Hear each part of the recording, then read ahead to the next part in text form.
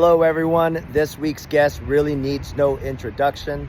Alex Mai, the Mutha Trucker. He has dedicated more than a decade of his life documenting the pain, the struggles, and the grind of the human that drives the trucks. He's built a platform on love and trust and made sure that drivers are not invisible. This is the reason why he's the #1 watched truck driver on YouTube, and we get to talk it up and talk shit for about an hour. So I hope you enjoy it. It's gonna be a vibes, y'all. Yo, what's up, Alex? How are you doing today? Doing well, sir. Again, off of some meetings, trying to balance family time and trying to stop from the ship from sinking every day and trying to find peace and live life at the same time, right? Yeah, because you're no longer an influence, not just an influencer. You're now a cultural voice and the #1 watched truck driver for news, which is awesome. So what does a day in the life of Mutha Trucker look like? Well, day in the life of Mother Trucker, it's tough, right? So uh, just remember out there that everything that you get yourself into takes away more of your time. So it just sucks up way more of your time, whatever you get. So in the beginning of anything you do, you're thinking that, oh, I'm an entrepreneur. I own more businesses. This is going to be great. But the truth is, that just means that you're taking more time away from family, more time from friends, and more time from yourself. And so when I started my journey, I literally was just a truck driver making videos for fun that nobody watched. And now I went from that to I'm an advisor for Ambest. I'm an advisor for Roadies. I own my own truck stop. I own a Big Rig Tees. Me and my partner have a equipment finance brokerage, and then we do some trucking and wholesale stuff. And then I'm traveling 2 times a week to different truck stops where I'm doing like truck stop takeovers so I can love on truck drivers. Between then, posting a video every single day about news information for truck drivers. And so I'm waking up about 5 to 6 o'clock in the morning, taking phone calls, doing meetings, thinking of ideas, people sending me stuff, and traveling. So I'm putting in, like everybody else, at least 16 to 18 hours a day, every single day, Monday through Wow. Sunday. I appreciate that you had the time to come on this show and give some love. I really appreciate that. I know you're busy. Yeah, it seems like you have a lot of things on your plate right now, and I commend you for still going out and showing love to truckers because that's how you started. How do you have time for that, and what keeps you going? Oh, yeah. To be honest with you, you know, look, this really has become a business for me, and it is the way I provide for my family too. And so I am like the luckiest guy in the world. I literally get to wake up every day and do what I want to do, which is I love to love all my community of truck drivers. And I get to travel and share information and help these truck stops, these independent truck stops, go from being broke and giving them marketing ideas, right? I'm one of these guys right here that literally you give me an idea and I'm just, you and I off camera have bounced off so many ideas from each other. And then we're just like hungry for information, right? And so what keeps me going is I literally have been doing what I've been doing on smaller scales for free for truck drivers. And now that I can have business partners pay for my flights or even pay me, and I get to go and have these high level conversations with businesses that get to affect truck drivers' lives. I'm just like in it to win it. But what really keeps me inspired, and this is the truth here, is it is you lose who you are sometimes and you start thinking you're something that you're not. What got me where I'm at is because I loved and cared for truck drivers. And the day that that stops, that's when everything else will stop. So I have to look at the mirror all the time and tell myself, like, hey, you're just a guy that's sharing information, and you're lucky enough that some of these truck drivers rock with you. And so if you want to continue that, don't pretend to be something that you're not. Don't think about taking crazy money brand deals that don't make sense, and just go and travel and love on these truck drivers. and align yourself with groups and people that actually care for the same things that you do, And so I don't know. Hey, when we die, I'll have enough time to sleep. For now, I'm waking up every day, brother, and I am truly excited. And literally, any truck driver could meet me, and if they said that I didn't shake their hand and was respectful to them, I'd call bullshit on that because I value who I am of being a great human being to people, and I love people. Like I truly love people, and that community is truck drivers. So. Yeah, no, I've for all those that don't know how we met, I actually met you through one of my drivers. By the way, I still send you the text that my drivers are like, "Oh, you know Mother Trucker?" But when I first met you, it was at Glenn. He met you and you gave him a t-shirt. And then another one of my drivers, James, I was like, "Who is this guy?" Like who giving away t-shirts? And then I looked you up on YouTube. And so I mean that's a lot of love that you get. I mean, from my truck drivers still to this day just keep following you and watching you, and it's amazed. They're amazed by the fact that I know you. So you're like this big star. That's a big responsibility. Hey, Does I it? tell you, it's Yeah. I'm, dude, bro, for real. I am just so excited that people even care about me at all. I've always been that kid that just talks too much. It's like Steve Urkel, go home. I just didn't have much to say, but I was always excited about life. And I think every person out there kind of wants to find like their meaning of why they live and why they are alive. And I found it, and I'm so thankful for it. And I ain't gonna lie to you, when someone gives me that energy and say, "Man, I really thank you for some of these videos," I'm like, "What are you talking about?" Truck drivers send me articles, and I'm reading articles for you, and I could barely read at that, and it's like, and for these drivers to be like, "Nah, man, it really does help." I go, "Wow," I everybody kind of needs a reason to live. I do have my family, my wife, and my friends that I care about, but just that extension of that is I I don't know. I'm so excited. Here's one that I think every driver that meets me will know. If they go, "Man, I really like your stuff," I get so excited that they even watch my stuff. After 5 minutes of them talking to me, they're like, Alex, I gotta go back to work, bro. I'll talk to you later." Like I'm truly thankful to have this opportunity, and I get so much energy that people even care about me. It's wild. So the best thing I could be is good to people and stay humble while doing it. So Well, that's what it's at, man. That's where it's at. I'm going to give a shout out to Roger, one of my old drivers that left me. He had a really hard time.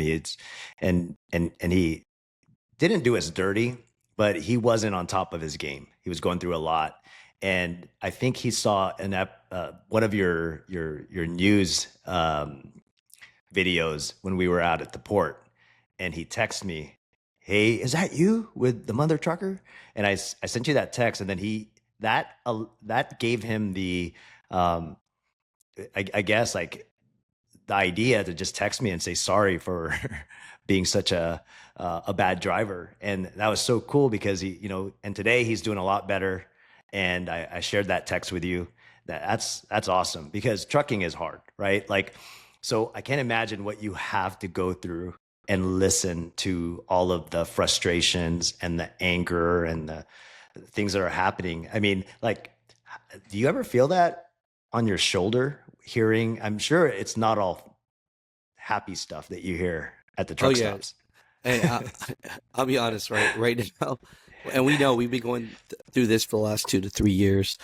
Mhm. It's so hard for truck drivers out there, and they're sacrificing. I mean, for anyone that's not a driver out there and you're watching and listening to this podcast right now, can you imagine that you're working a job where people don't respect you? It's hard. You're away from your family. You sacrifice, and you're not getting paid well. So, add all those things together. And when I mean not getting paid well, I mean for the effort that you put in. For some reason, whoever it is that has this freight market on lock, there is not enough money in this game to really make this go. And so it's just one of those things where you are just giving up so much of your time and energy and bullshit that for a lot of people at times it's just not for them. And so I'm not telling people, hey, take the job. And I'm not telling people, look, you got to love what you do. But once you get into this truck and you drive for longer than 3 to 4 years, there's a great chance you're probably going to be a truck driver for the rest of your life. There's something about it that you have to love to stay in this. And it's true. You don't really got a boss. You could drive, you could be in your own head, which sometimes can be a good thing or a bad thing. And so it is a lifestyle. So anybody that wants to get into this industry right now and is doing it because they want to make more money, you will find yourself out of this industry very, very quickly. Now, hey, good days are going to come back, but right now, it's got to be because you like what you do, right? Because not to be morbid here, but 75, 80, if you're lucky. After that, you're done. So, do a little bit of something that you love, because if you don't, you're the day and the time is going to pass anyway. So, yeah, I say, that's why I care about these drivers, because they're willing. When you talk to someone wanting to become a truck driver and you tell them every single thing that sucks about this business, and they say, you know what, I still want to do it. It's, that's our community. I tell you what, Tristan, can you imagine this? A Yeah. truck driver that puts in 70 hours a week, if he put that same amount, or he or she puts that same amount of energy into anything else, they'd be successful, dude. like crazy No, successful. it does require a lot of time. I didn't know this side, right? I come from brokerage, so Right. owning a trucking company, literally the first year I was born again. Like, there's no way I could ever, think it's that easy. I mean, it's tough. So when you talk about I mean, you hear the struggles. You're the front line. You're a shoulder that they cry on. So Yeah. kudos to you. But I'd love to know, for what you've seen and being out there for so long, is there anything that Trucker has told you in private that he's afraid to say out loud? And what would that be? Like, what sticks out the most, as far as what do truck drivers complain most about today? Oh, today, I mean, 100%. It's just the foreigners. I mean, it's straight up. Like, it's Whoa. just, it's just straight up, man. It's like, I posted a video about American Truckers United, and it Hmm. was a great video because a guy emailed me and said, Alex, you're not going to share this video because it's a Chinese dude, you know? And I was like, listen, let me share this. Look, I'll say this out loud, right? And I got no problem saying this, is I'm proud to be American first, but I'm proud to be Asian, man. I'm proud to be Vietnamese. I'm proud of where my parents came from, and I love Asian food, right? But I'm proud to be American first. It has nothing to do with color. It has nothing to do with anything. It just has to do with, if you're using a translator to talk to the DOT inspector, you cannot use a translator on a billboard or a sign that says 9% grade, or that, hey, you have to merge left or right. There's nothing there that you can use that translator to help you in that moment. And so it's just really public safety. And Yeah. and that's what I'm hearing a lot is, now that I own a truck stop, it's one of those things where I go, hey guys, I'm doing this truck stop for free for all the drivers. They go, yeah, it's going to get messed up. It's going to get dirty. These truckers don't care. They're going to throw crap all over the place. You know what, Alex? Maybe you should just charge. And so it's just coming from a place that people have concerns about professionalism in trucking. You know, they they're just not happy where we're at, of the level of respect that a lot of drivers aren't having for their profession. And so that's why I'm hearing a lot. It's not more about anything more than, man, this is crazy. I'm stuck at a shipper, Alex, and 10 of us are trying to help this guy and tell him what door he's supposed to be in. And there's 100 trucks behind him, and he doesn't understand what door he's supposed to be in. That's an issue, and some people watching this might get some hate, and I get it. But if you're asking me really what people are concerned with right now, one is that, and two is money. It's, Alex, I don't care about this new rule. Shut up already. You're stupid. I don't care about you, Alex. You know what I want? Find a way for us to make more money. We're not making money right now, and there is a disconnect. Secretary of Transportation, Sean Duffy, goes on, in public, right, with OIDA or whoever, right? This is not shots fired. I'm good with everybody. But he says, I want people to get trucking because trucking pays good for the blue collar American.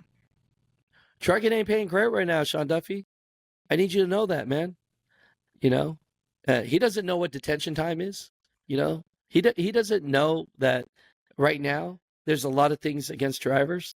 You could be on the road you're on the road 24 hours, but you're on the clock 14 hours regardless, right? If you're an OTR driver, you're not getting paid for 14 hours. He doesn't. And you're not going home. Yeah, you're not going Neither. home. He doesn't know that there's a rule that exists where, hey, you don't get paid overtime, right? So, he's starting to know that it's taking drivers a couple hours to find parking. But the biggest gripe drivers really have is, Alex, shut up already. How do we make more money? And I don't have the answers for them because the shipper needs to pay more money. So how do we get the shipper to pay more money? What do we need? What do we need to do? Do we need to not deliver or unload or drop off at certain big shippers? Maybe that's what does it. I don't know, but they don't want to pay either. Yeah, no, I mean, same thing on the brokerage side, right? Like we're everyone's focusing on that price, so we're really focused on each other. We're not even focused about service. Yeah. But on the trucking side, like I look at it and I go, man, how do I get these guys to, the shippers to pay more for what these guys are actually doing? Because I had no idea. I was, I was very isolated.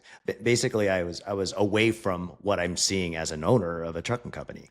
And so when my truckers used to talk about, oh yeah, because you mentioned foreigners, about the disrespect at the truck stops. I mean, they just had it, I guess. And I didn't believe them. I'm like, oh man, just I'd have my broker hat on, dude. Just deliver. Who cares? I don't want to hear this, right? But like as I got into more of the role of listening to them, I was like, wow, dude, this sucks. And then I look at the whole cost structure of it all, because you have layover and detention, and I was thinking, man, these guys aren't even going home. They're 10 hours in a truck. And sometimes a shipper will keep you there for 10 hours. And then all of a sudden it's considered a layover past 8 hours. And I go, who made up these rules, right? Before I thought those were okay. I was like, oh, that's the way brokers are doing it. It's a layover. You're sitting there at a shipper for 8 hours. It becomes a layover. Where, dude, they didn't get to go home for 8 hours.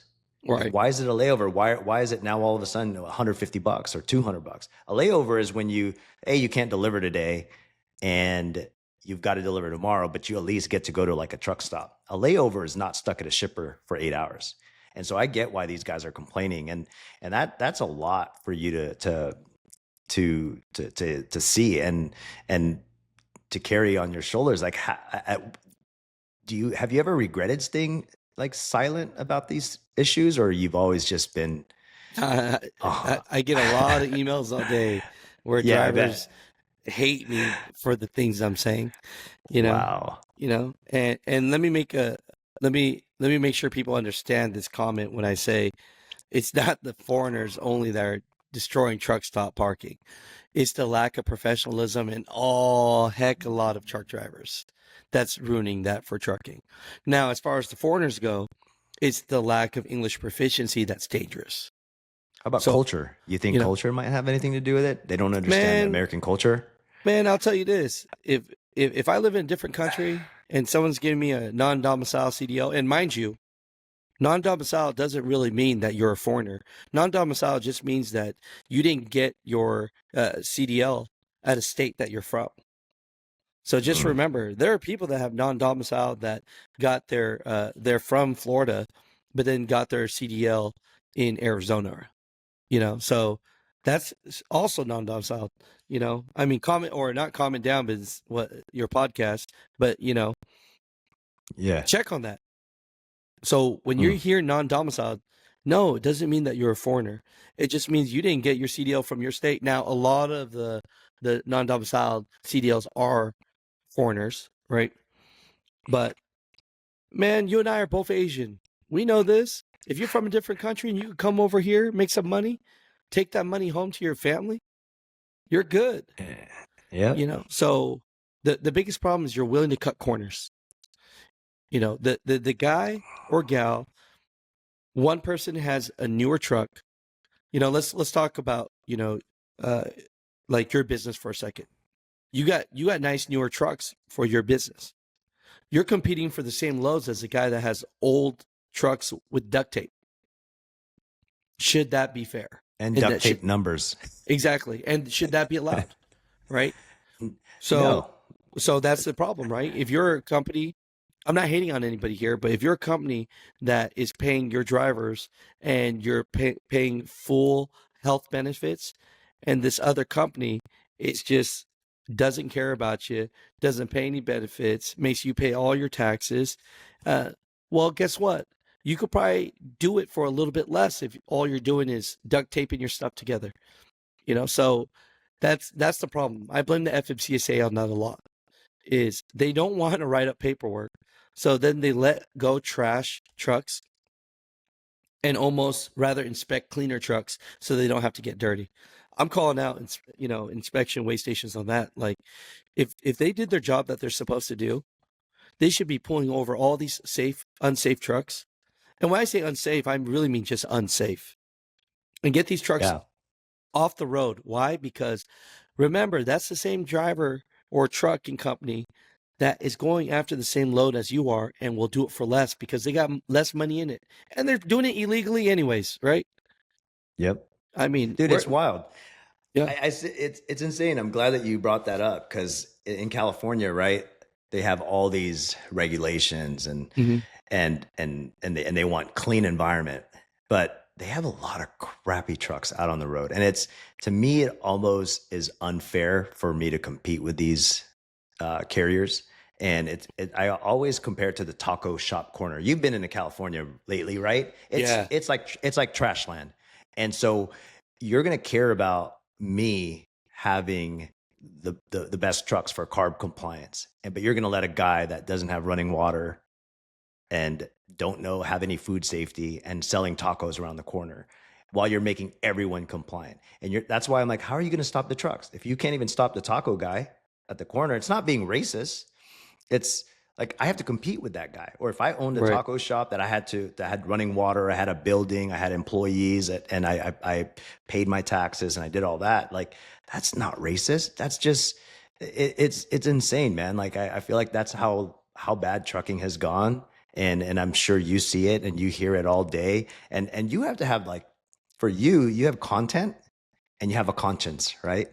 So Yeah. like, and I feel like sometimes if you do go too far, you get those emails from truckers or people Oh that no, you half the truckers watch me hate me. They're like, man, look at this clickbait guy, man. All he does is clickbait every video. You know what? You go by a truck stop and give away free parking then. You know what I'm saying?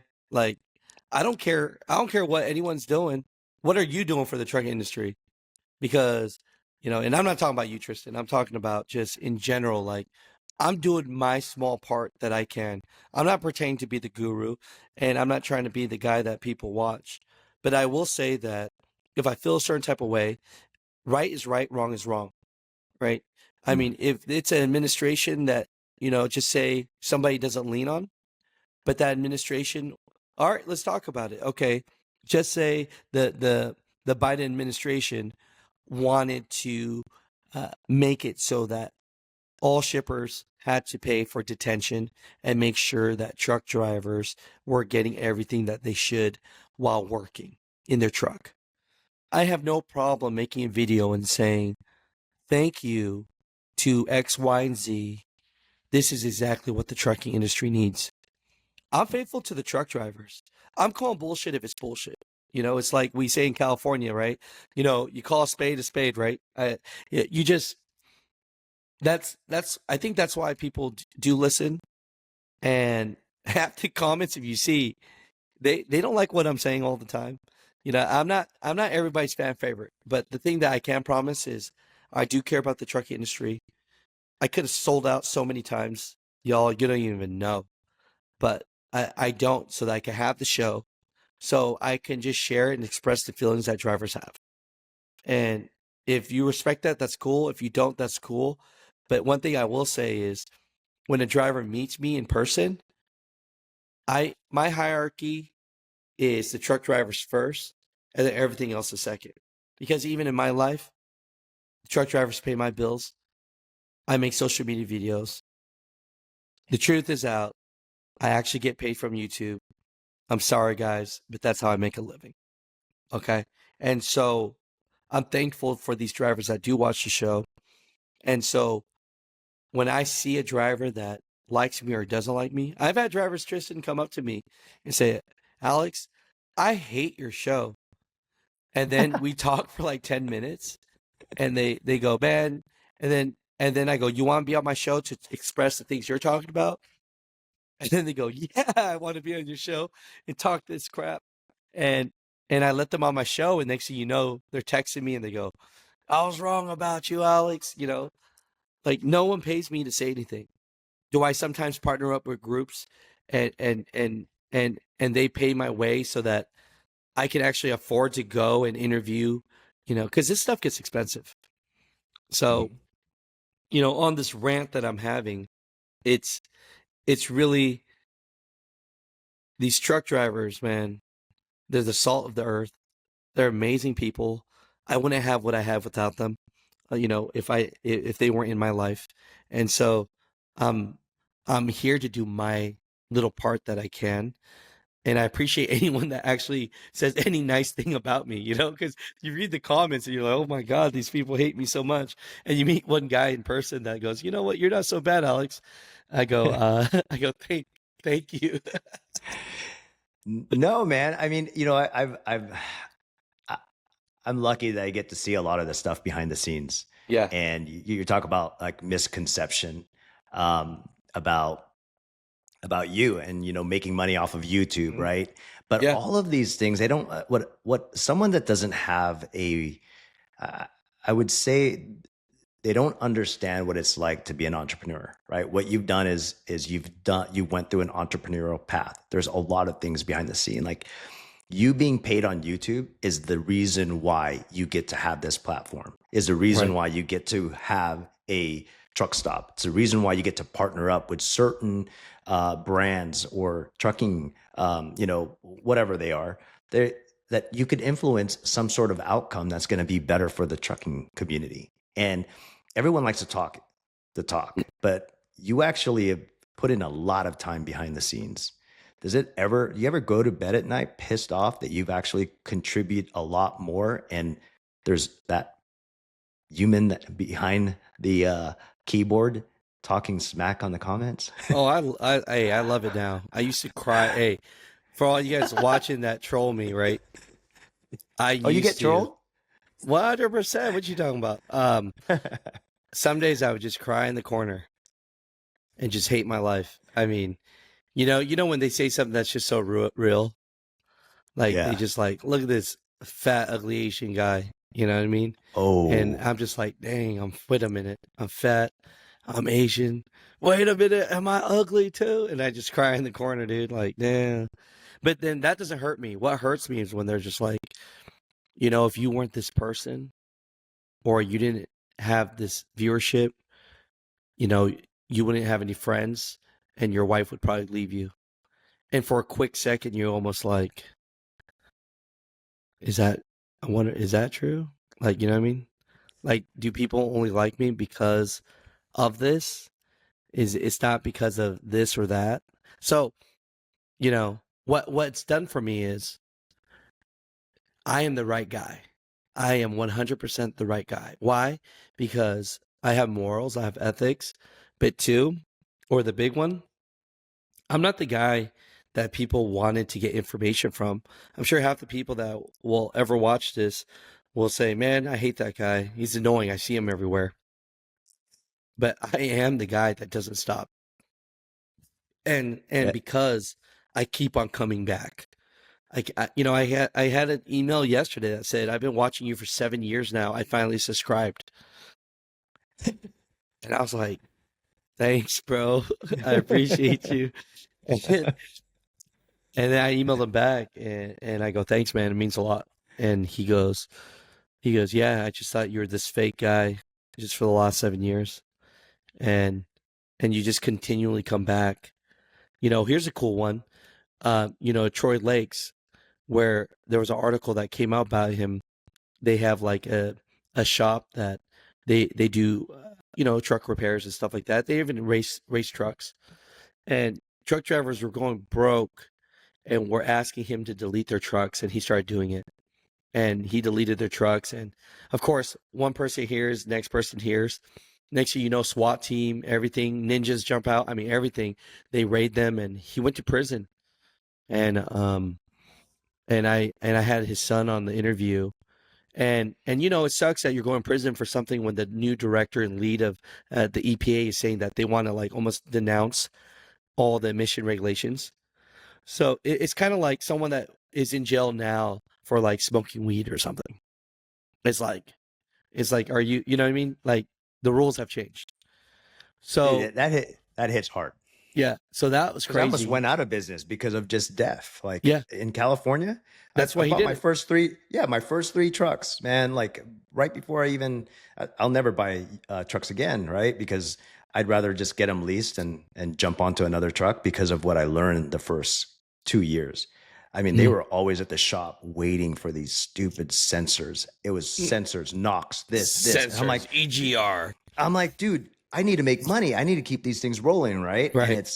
And it's insane how he went to jail just for erasing death. Right. Yeah, and so That's crazy. basically he went to he's going to prison for 6 months, federal prison, and they said I helped. I don't know if it's really true. I thank you if to the family if they're watching this, but I put out the petition and 500 plus 600 people signed it, and it got to the White House, and I think he's going to get Yeah. pardoned from President Trump. Dude, heck yeah, man. See, that's what people don't know. There's a lot of things that you do on the back end.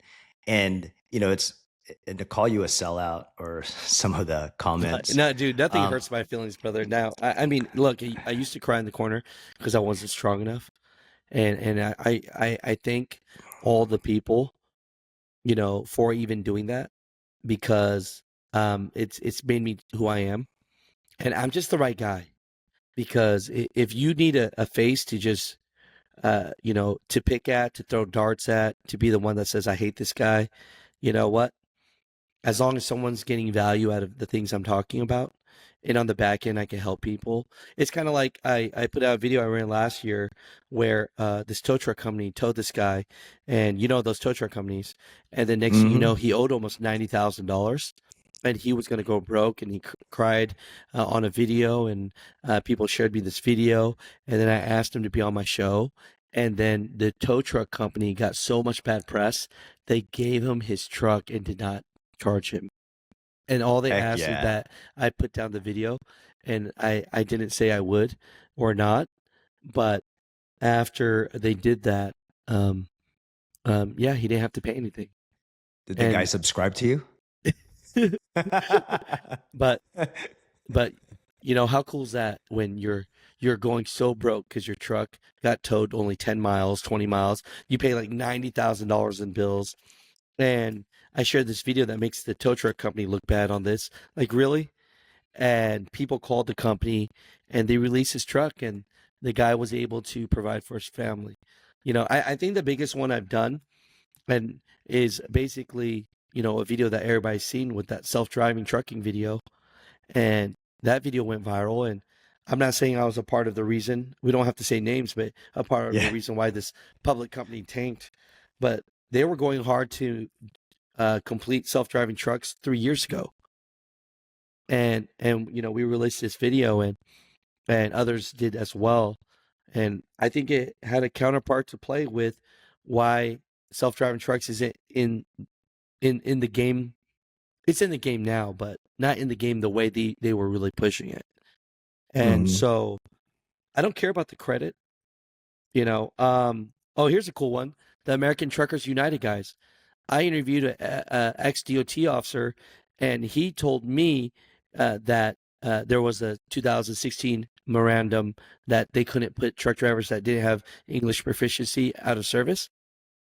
And the American Truckers United guys saw my video, started a group organization, and then got all that up to the President Trump to do English proficiency now. Wow. And that was That, on when I interviewed them. They actually gave me that props on that. So I'm not making shit up. It's cool stuff. And I got emails saying, Alex, oh, you're the one, huh? You know, yeah. so you know how that could go. But I say these things, and I rarely say them. You and I are friends, and so I'm not going to lie to you. I want to give you a great soundbite and clips, so that you can go viral, or you can get views, Yeah. because you're a great person, right? And I want to see you blow up. But if Oh, we're I really gonna appreciate talk that. about it, That's bro, if we're really gonna talk about it, I've been in a lot of conversations, and some of the things that could have been, would have been, but are not here, and at least 1% of it had a little bit to do with either I connected someone to somebody, or I posted a video about something, or that video inspired another group to create something else, yeah. and I'm glad to be a part of that, man. And I truly care about these guys, right? Because it's like I'm a car guy, right? And I don't have like expensive car or anything like that. I have just like a little Nissan, but you go to a car show and you get to show off your little car, and you get to tell people about your little car. And then everybody kind of surrounds you and goes, man, I like your little car. What do you think about my little car, right? And then we're all over here loving each other's cars, right? Talking about nothing, right? I bring that up because I get to go to these truck stops and these truck shows, and it's a weird thing because most people in their life never get to experience it. But to meet someone that you've never met and say, hey, man, love you, bro. I'm like, really? That's Awesome. dope. Like, that is really, really dope. And I always tell them this. I go, I read like 40 emails the day before about how people hate me. You just gave me a little energy back to keep on going. And so I ain't gonna lie, That's awesome. it's a love hate of what I do, but it's what I like to do, and I do it for the culture. But most of all, it's gonna sound selfish. It's kind of cool, man. It's right, like it's kind of cool that someone says, "Hey, man," and everybody has an artistry. You don't have to think that you're great at something, but everyone's kind of good at something. And can you imagine if you're Yeah. great at, like, marketing, branding, sewing?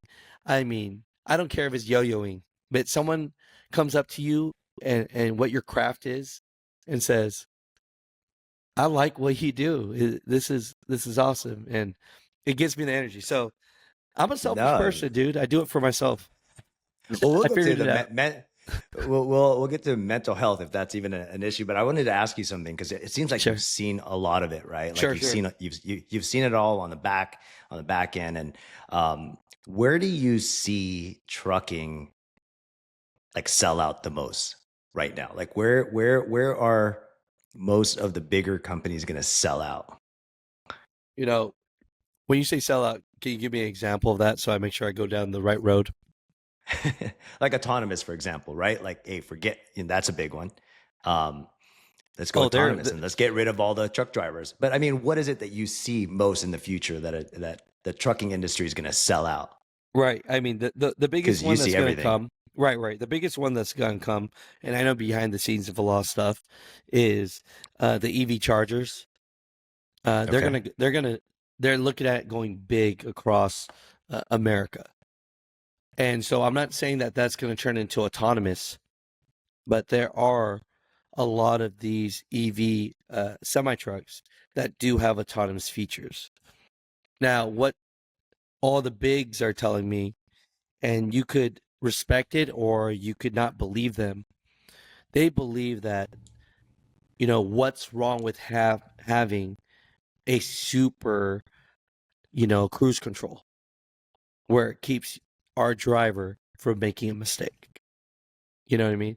So some of them I believe it, some I do not, But at the end of the day, when I put on my business hat and you have like 500 to 2,000 or 5,000 trucks, and the thing that's putting you out of business is all these claims when you get into accidents. And there's this technology out here that's going to save you. Then I would say the first sellout, and it's already been happening, is every truck at one point will have inward facing cameras. 100%. It sucks. I believe in privacy, but if you don't like that, be an owner operator for yourself.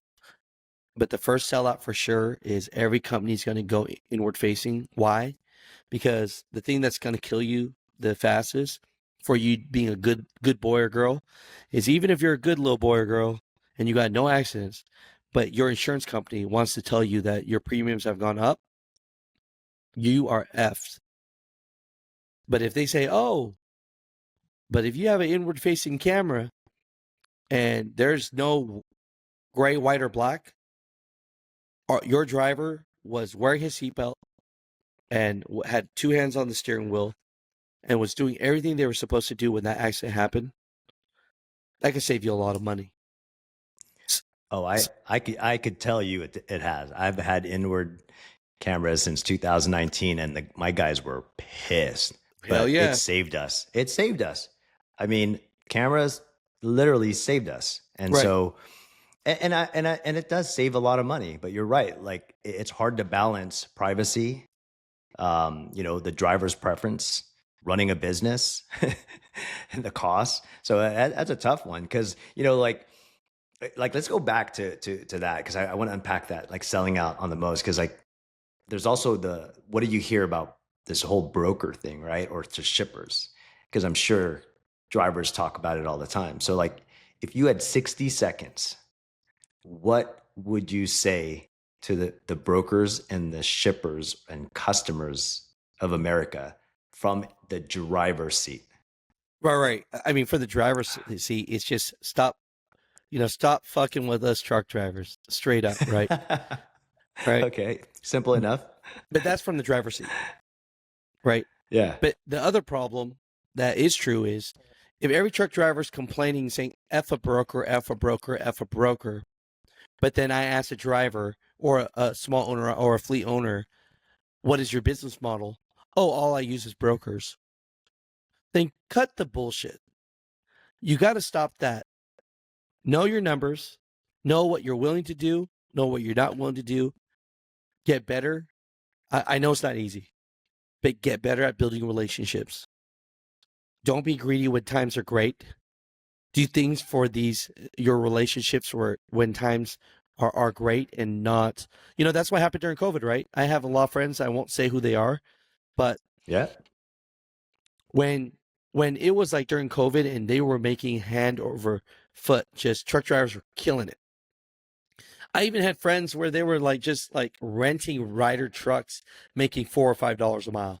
I mean, we're talking the golden age of trucking for a couple of years, right? I had Yep. some smart friends that went up to their relationships and said, you know what?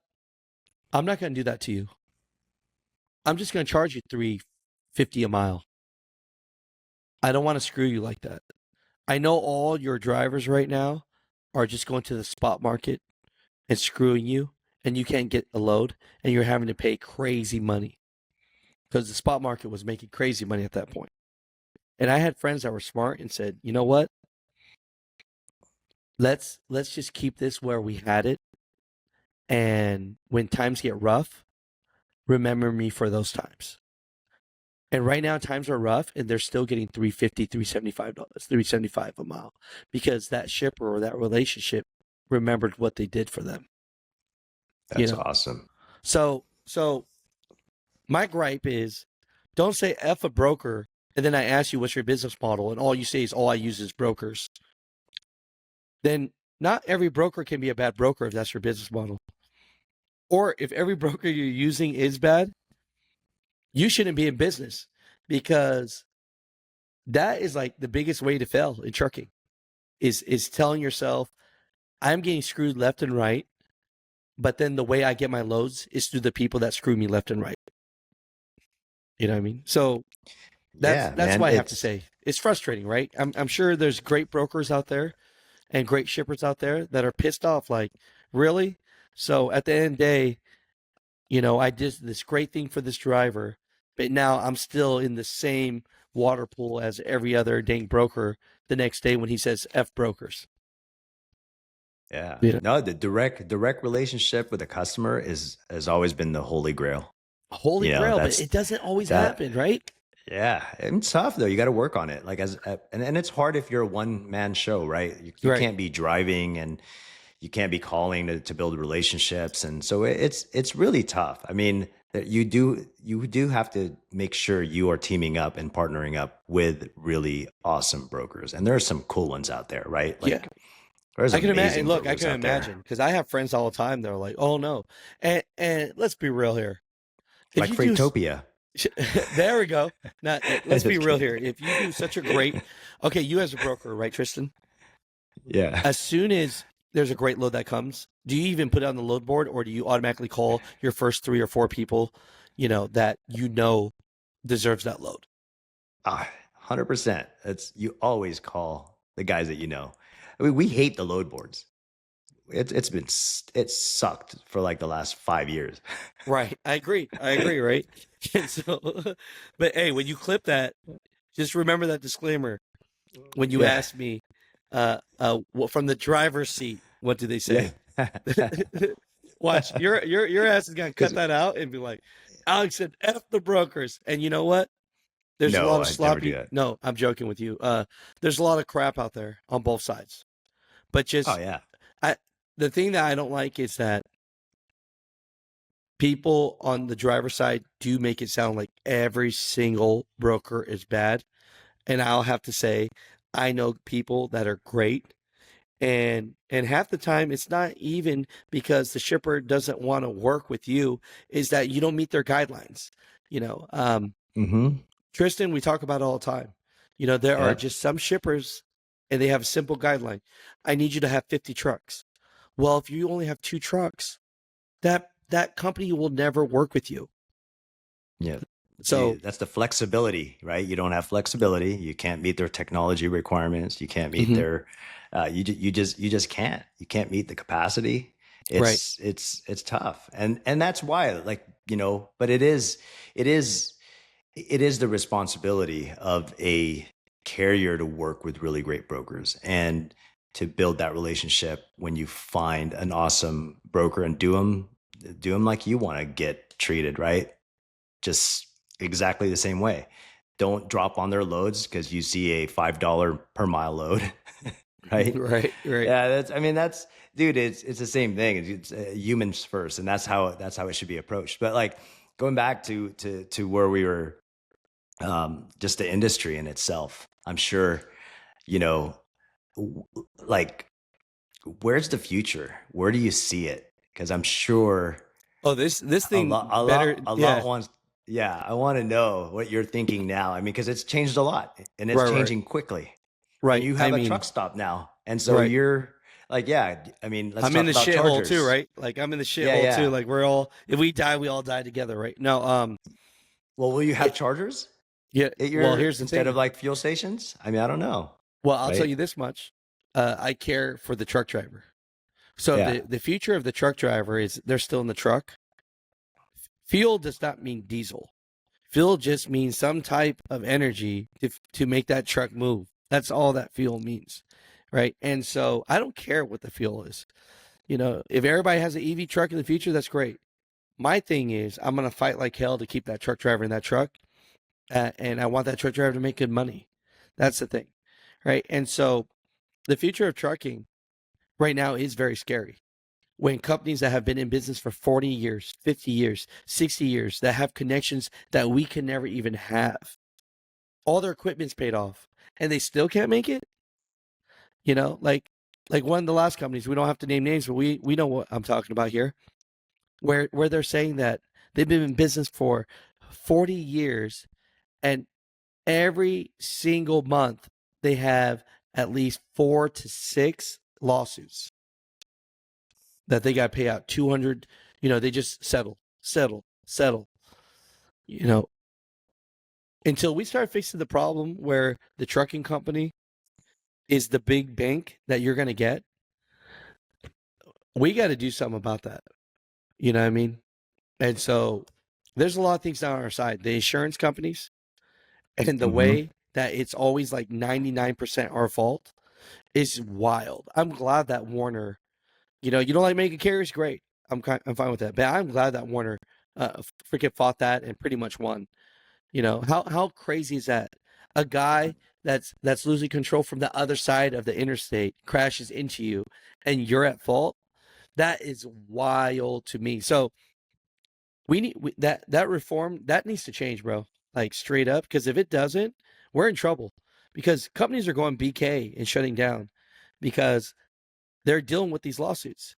Every damn, in Texas is crazy. Every single 5 miles is some lawyer with a smiley face that I want to punch that says, "Hey, I just posted that. I was on the 710 freeway. I saw 9 different lawyers, and there's duplicates or duplicate. You know how much I can't billboards even are, say bro? that word right now. Hey, I own a truck Yeah, stop now. A billboard's like 1,000 to 1,500 a billboard. You're telling me this that's dude it. this dude has 10 to 15 grand to put his face on a billboard a month? They're making Wow. money.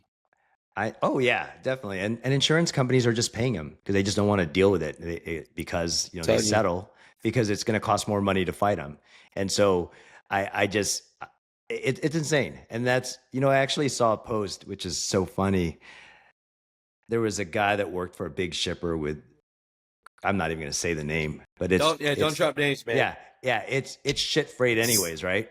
And he was talking about how it's all about optimization. I was like, dude, you can't optimize freaking the costs of fighting a lawsuit. I don't care what it's freaking insane. These guys think, oh, and optimize insurance costs and optimize the cost of equipment. Oh, and optimize your truck not hitting into another person or that person not hitting your truck because they're underinsured or your driver making a mistake. It's insane. Like we have to make a profit in order to absorb all of these unforeseen costs. And I'm telling they you, think man. it's so easy to just say, oh, well, someone else is going to do it. Yeah. But they're It's probably wild, dude. struggling too. Yeah. It's good. It's really tough. So, I mean, like going back to you, because this is about Mutha Trucker. What is Sounds the like this podcast sounds like Mutha Trucker just complains a shit ton. I like that.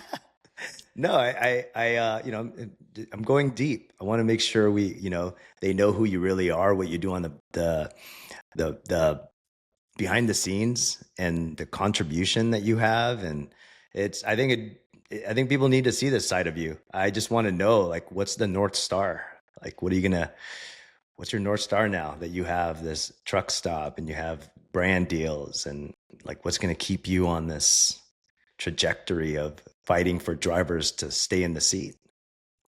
The goal just has always been, and now it almost seems like the goal is like to provide free truck parking, like just being honest, because as soon as this concept works, which is, it's crazy hard to make this project work. But as soon as this project works, our people backing us up on a lot of this will open up our doors so we can buy outlet malls across America, and we could provide free parking to truck drivers across America. I think we figured out the concept. The real concept of how to help the shortage of parking. It's, hey, the game has changed. Amazon, yes, has taken over. Nobody cares about outlet malls anymore. Every dang mall, unless it's a really big mall, a touristy mall, destination type of mall, are dying. And we're having an opportunity here where they're all on the interstate and we're repurposing them for truck drivers and making that parking free. Wow. That's awesome. So you got partners working with that's awesome. Oh, here's what I wanted to ask you. Yeah. The free parking, right? Like so Yeah. free parking versus storage parking. Yeah. There's a big difference because there's a lot of things going on right now on social media where trucking should be free. Mhm. But for someone like me who parks my trucks, I have to pay a monthly fee to have my Right. trucks or trailers there, whether it's there for 5 hours, 5 days, 15 days, right? Like, but So let's everyone go thinks, into this debate. yeah, Okay, I love this. yeah. Okay, Well, and I then you love could that. clip Yeah. this one too. This will either Yeah. get all these things are going to get me canceled or not canceled, right? But they're going to be great for your podcast, so I'm okay thank with you that. so much for being honest. All right. Here's the thing: if a truck driver that's traveling America over the road needs a place to stop until they get to their next destination to move that freight across America.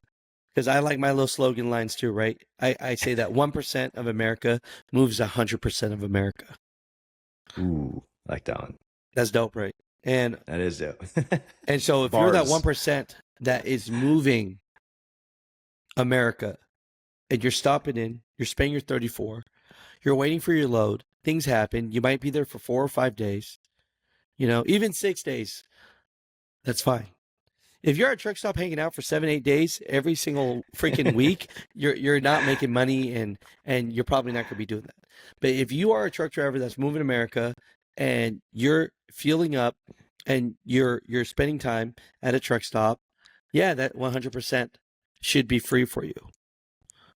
Now, if you are parking your truck for 30 days and want someone to watch it and you're not moving America, then you are asking a business to give up their spot for somebody that should be earning it and has and is losing their route to basically have a safe place to park. So that's how I feel about it. So what we're going to do at Truckers Paradise, even, let me see, is and put this up. I think I got let me see, 5 minutes left before my phone dies, so we could talk for about a few more minutes, right? So Yeah. I'll say this one more time so you could clip this. If you're moving to America, you're a truck driver, and you're coming into park, 100% should be free. And you're a paying customer, it should be free. What truck drivers hate is they're getting fuel. They just spent $500. They just bought $100 worth of stuff in your truck stop. They spent $600 in your travel center, and you still want to charge them $25 to park? A day? That's wrong. So for paying customers that are supporting your truck stop, it should be free. Now, I also believe that at Truckers Paradise, if you go there and don't pay for anything, but you need a safe place to park for a few days before you start your journey again, that also should be free. And that's what our give back for drivers.